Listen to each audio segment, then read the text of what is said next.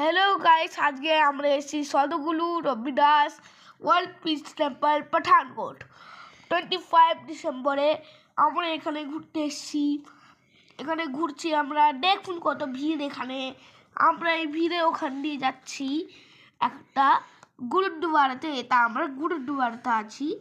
আমরা এই গুরুদুয়ারা দিয়ে এখানে একটা মন্দির আছে, ওয়ার্ল্ড পিস টেম্পল। ওটা হলো ওই দেখুন, আপনি দেখতে পাচ্ছেন ওটা। ওখানে আমরা যাব। বড় মন্দিরটা হলো, আমরা ওখানে যাব। এখানে সব বাবা আছে, এখানে সব চা খাচ্ছিল। এখন এখানে সব আমরা বসে আছি। এখানে সভা হয়, আর এখানে সবাই বসে আছে, খাবার খায়। আমরা এখন ওখানে এসি, ভিড় অনেক কম, তাই আমরা এখন এখানে বইই পাচ্ছিল, তাই আমি আর মা মিলে একটা দুটো বইও নিয়ে নিলাম। এটা হলো ওয়ার্ল্ড পিস টেম্পলের সামনেরটা। আমরা হেঁটে হেঁটে যাচ্ছি ওখানে, আর অনেক লোকই গেছে ওখানে, দেখতেই পাচ্ছেন কত ভিড় ওখানে। আমরা ওয়ার্ল্ড পিস টেম্পলে এসেই গেছি। আমরা ওয়ার্ল্ড পিস টেম্পলে একটা সাইডে একটা গোল মতন জায়গা আছে, ওটা বলে নাকি গোল মতন ঘুরতে হয়, তাই আমরা এখন ঘুরছি। ঘুরে দিয়ে আমরা ওয়ার্ল্ড পিস টেম্পলের ভেতরে যাবো।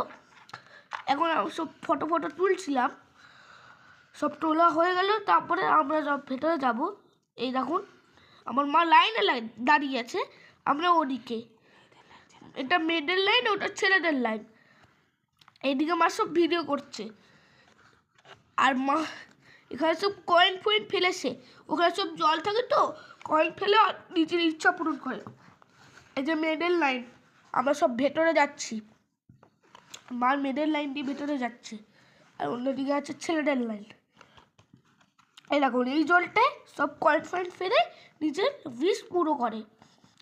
এই দেখুন, এটা হলো মন্দির বাইরের দিকটা। কি সুন্দর দেখুন, কি সুন্দর ভিউ।